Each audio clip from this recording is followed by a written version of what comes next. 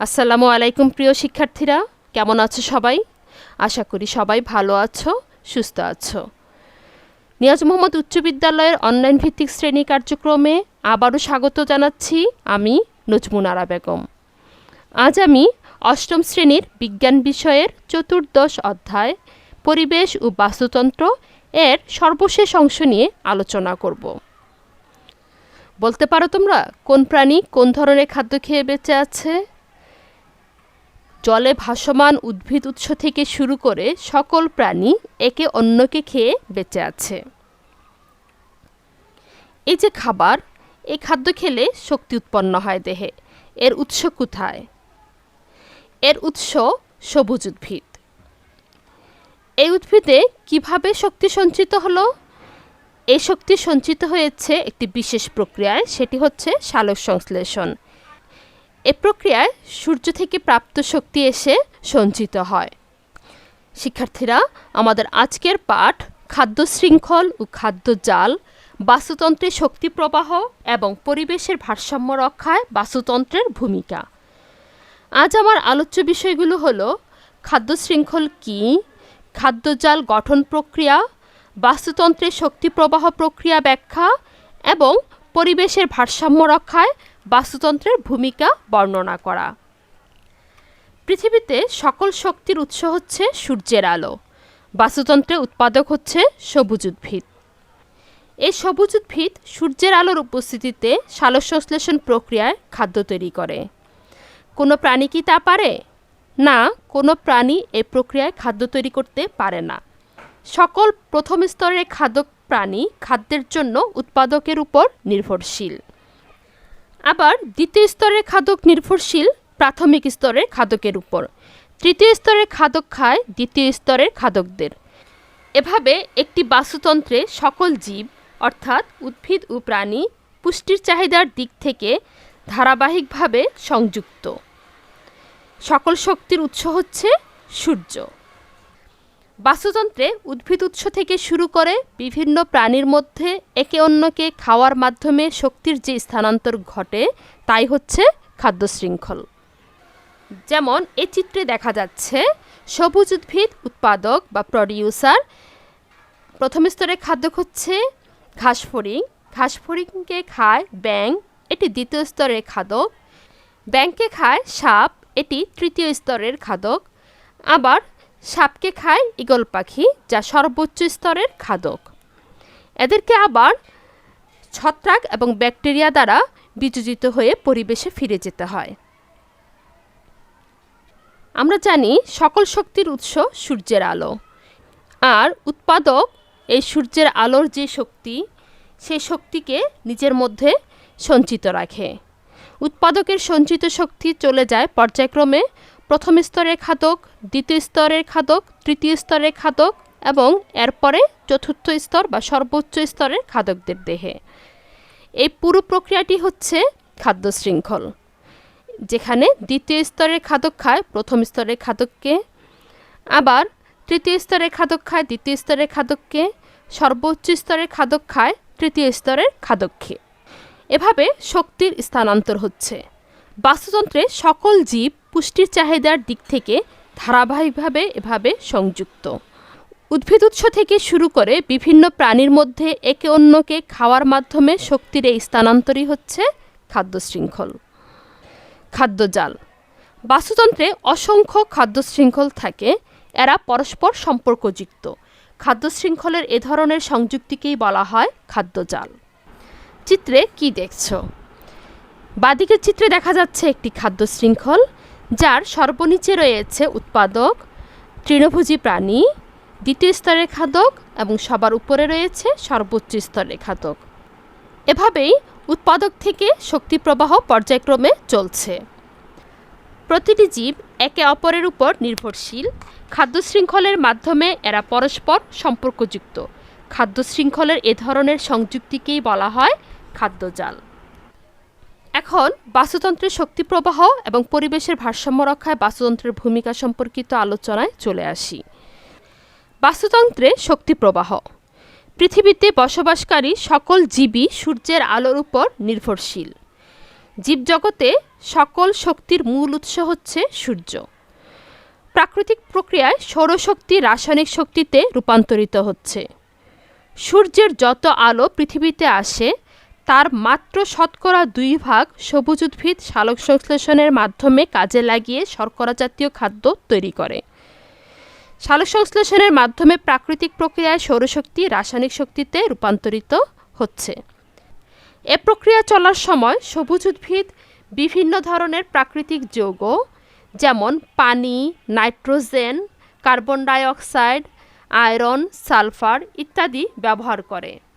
এ প্রক্রিয়ার মাধ্যমেই জড় ও জীবজগতের মধ্যে সংযোগ সৃষ্টি হয়। এখানে কার্বন ডাই অক্সাইড, পানি এগুলো হচ্ছে অজীব উপাদান, আর সবুজ উদ্ভিদ হচ্ছে জীব উপাদান। এদের সমন্বয়েই সালোকসংশ্লেষণ প্রক্রিয়া সংঘটিত হয়ে থাকে। এই প্রাকৃতিক প্রক্রিয়ায় সৌরশক্তি রাসায়নিক শক্তিতে রূপান্তরিত হচ্ছে। পৃথিবীতে আসা আলোর 2% ব্যবহৃত হয় সালোকসংশ্লেষণ প্রক্রিয়ায়। সূর্যের আলো থেকে প্রাপ্ত শক্তি চলে যায় উৎপাদকে, উৎপাদক থেকে তৃণভোজী প্রাণীতে, সেখান থেকে মাংসাশী প্রাণীতে। উৎপাদক, তৃণভোজী, মাংসাশী এরা সবাই শ্বসন ক্রিয়ায় শক্তি বিনষ্ট করে তাপ হিসাবে। আবার উৎপাদক, তৃণভোজী, মাংসাশী এরা সবাই বিয়োজক দ্বারা বিয়োজিত হয়। এই বিয়োজক তার শক্তি শ্বসন প্রক্রিয়ায় তাপ হিসেবে বিনষ্ট করে। বিয়োজকের ক্রিয়ায় মৃতদেহ হতে অজৈব পুষ্টিদ্রব্য পরিবেশে মিশে পুষ্টিভাণ্ডারে জমা হয়, যা সবুজ উদ্ভিদ আবার গ্রহণ করে।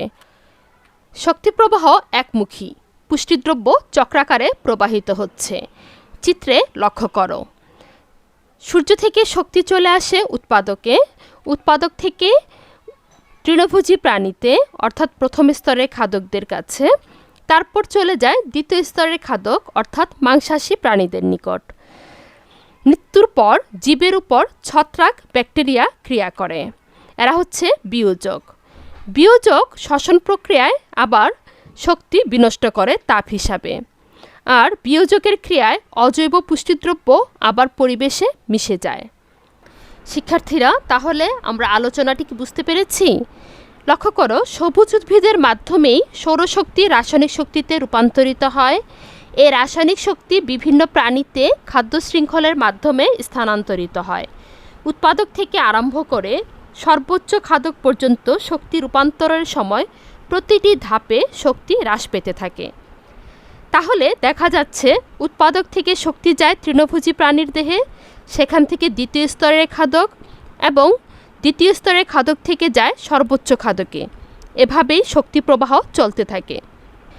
প্রতি স্তরে শক্তি হ্রাস পেলেও বিয়োজক যখন বিভিন্ন মৃত জীবে বর্জ্য পদার্থে বিক্রিয়া ঘটায়, তখন অজৈব পুষ্টিদ্রব্য পরিবেশে মুক্ত হয়ে পুষ্টিভাণ্ডারে জমা হয়, যা আবার সবুজ উদ্ভিদ কাজে লাগায়। এ থেকে বুঝতে পারা যায় যে বাস্তুসংস্থানে পুষ্টিদ্রব্য চক্রাকারে প্রবাহিত হয় এবং শক্তি প্রবাহ একমুখী। শিক্ষার্থীরা, পরিবেশে বাস্তুতন্ত্র একটি স্বয়ংসম্পূর্ণ একক। যে কোনো পরিবেশে বাস্তুতন্ত্র মোটামুটিভাবে স্বনিয়ন্ত্রিত। প্রকৃতিতে যে কোনো জীবের সংখ্যা হঠাৎ করে বেশি বাড়তে পারে না। প্রতিটি জীব একে অন্যের উপর নির্ভরশীল। খাদ্য শৃঙ্খলের মাধ্যমে এরা পরস্পরের সাথে সম্পর্কযুক্ত। সহজে এর কোনো একটি অংশ একেবারে শেষ হতে পারে না।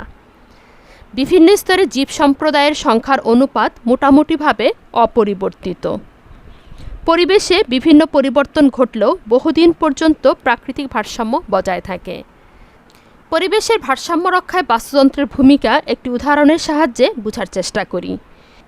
মনে করি কোনো একটি বনে বাঘ, হরিণ, শূকর ইত্যাদি বাস করে।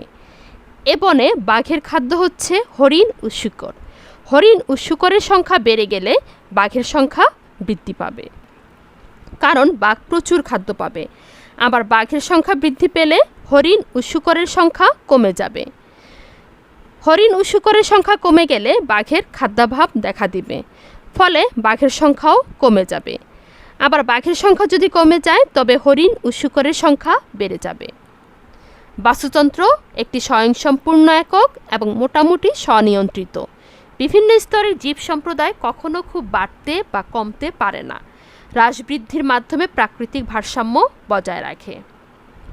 শিক্ষার্থীরা, খাদ্য শৃঙ্খল, খাদ্য জাল, বাস্তুতন্ত্রের শক্তি ও পুষ্টি প্রবাহ এবং পরিবেশের ভারসাম্য রক্ষায় বাস্তুতন্ত্রের ভূমিকা সম্পর্কিত আলোচনার পর তোমাদের মূল্যায়নের জন্য কিছু প্রশ্ন করছি। প্রশ্নের উত্তরগুলো আমার সাথে তোমরা মিলিয়ে নেবে। প্রথম প্রশ্ন, খাদ্য শৃঙ্খল কী? উদ্ভিদ উৎস থেকে শুরু করে বিভিন্ন প্রাণীর মধ্যে একে অন্যকে খাওয়ার মাধ্যমে শক্তির যে স্থানান্তর ঘটে তাই হচ্ছে খাদ্য শৃঙ্খল। দ্বিতীয় প্রশ্ন, খাদ্যজাল কী? বিভিন্ন খাদ্য শৃঙ্খল পরস্পর সম্পর্কযুক্ত। খাদ্য শৃঙ্খলের এই সংযুক্তি হচ্ছে খাদ্যজাল।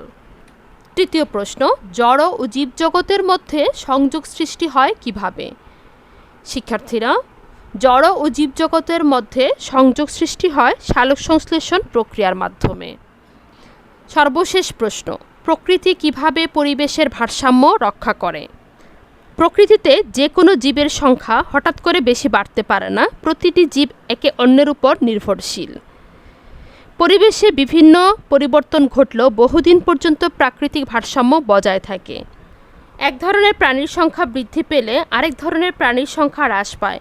এভাবে হ্রাস বৃদ্ধির ফলে একটি এলাকার বাস্তুতন্ত্রের ভারসাম্য প্রাকৃতিকভাবে নিয়ন্ত্রিত হয়। শিক্ষার্থীরা, একটি বহুনির্বাচনী প্রশ্ন, নিচের কোন খাদ্য শৃঙ্খলটি সঠিক? ফাইটোপ্ল্যাঙ্কটন, ছোট মাছ, জুওপ্ল্যাঙ্কটন, শামুক, মাছ, খুদেপানা, ফল, পতঙ্গ, পাখি, ঘাস, কচ্ছপ, ছোট মাছ। সঠিক উত্তর হচ্ছে গ, ফল, পতঙ্গ, পাখি।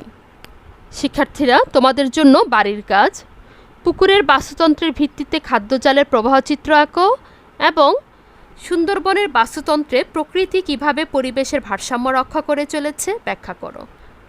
তোমাদের সবাইকে ধন্যবাদ জানাচ্ছি আজকের এই অনলাইন শ্রেণী কার্যক্রমে আমার সাথে অংশগ্রহণ করে আলোচনাটি অত্যন্ত মনোযোগের সাথে শোনার জন্য। বাড়ির কাজ যথাযথভাবে সম্পন্ন করে আমার এই আলোচনাটি আরও ভালোভাবে মনে রাখার চেষ্টা করবে। পরবর্তীতে নতুন আরেকটি আলোচনায় আমন্ত্রণ জানিয়ে আজকের মতো এখানেই শেষ করছি। আল্লাহ হাফেজ।